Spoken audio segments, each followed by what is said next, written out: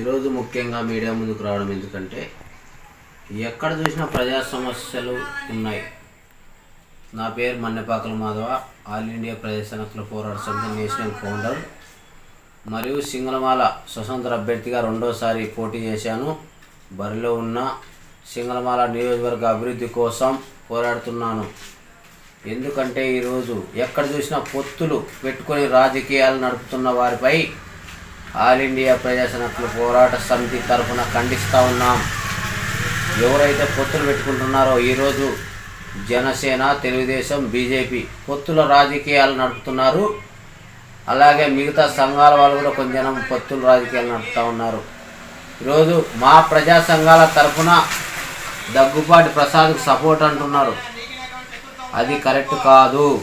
నిజాయితీ పరులు కూడా ఉంటారు, ఇది గుర్తెరగల. ఎందుకంటే 2018లో ఆల్ ఇండియా ప్రజా హక్కుల పోరాట సమితి స్థాపించినది ఇక్కడ మన్నెపాకల మాధవ. ఏ పార్టీకి సపోర్ట్ లేకుండా, ఎవరి సంకలు నాకకుండా, ఎవరికి సపోర్ట్ లేకుండా, ఎవరితో డబ్బులు తీసుకోకుండా నిరంతరము పోరాడుతున్న వ్యక్తి మన్నెపాకల మాధవ. కాబట్టి గుర్తించాలా ఇది ప్రతి ఒక్కరూ. ఈరోజు జాతీయ పార్టీలు ఉన్నాయి, ప్రాంతీయ పార్టీలు ఉన్నాయి, ప్రజా సంఘాలు ఉన్నాయి, ఎంతో జనం ఉన్నారు. ఎవరికి సపోర్ట్ లేకుండా ఈరోజు ఒక దమ్మున్న నాయకుడిగా ఈరోజు నిలబడినానంటే అది ప్రతి ఒక్కరు గుర్తించాలా. ఎందుకంటే సింగళమాల నియోజకవర్గంలో రెబల్ ఎమ్మెల్యేగా రెండోసారి స్వతంత్ర ఎమ్మెల్యేగా నిలబడినాను. ఈరోజు ఓటు బ్యాంకు తెచ్చుకుంటున్నది కూడా నేనే, గెలిచేది కూడా నేనే. సవాల్ గెలుస్తాను నేను ఖచ్చితంగా. ఎందుకంటే చాలా జనం అంటున్నారు నువ్వు గెలవలేవు అని, నీకు డిపాజిట్లు కూడా రావు అని అంటున్నారు.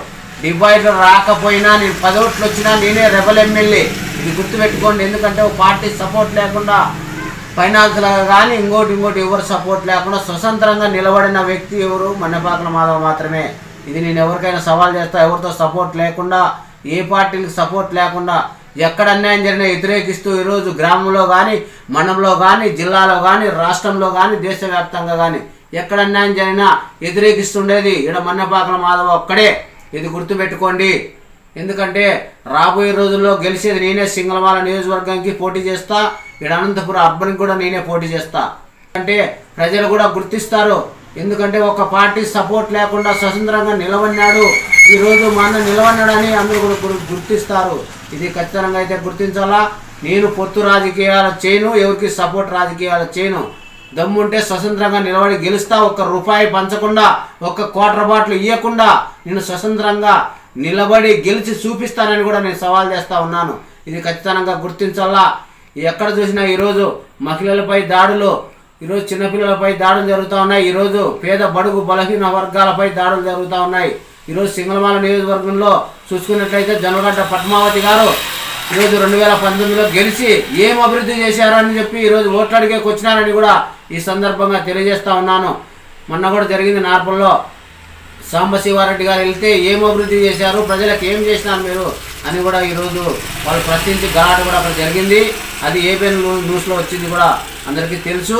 ఖచ్చితంగా అయితే ఎక్కడైనా ఏ ఎమ్మెల్యే అయినా కూడా ఖచ్చితంగా గెలిచిన తర్వాత నియోజకవర్గాలకు అభివృద్ధి చేసే బాధ్యత మనకుంది. ఎందుకంటే బాబాసాహెబ్ అంబేద్కర్ గారు మనకు ఓటుకు ఉచితంగా ఇచ్చాడు, ఒక ఆయుధంగా ఇచ్చాడు.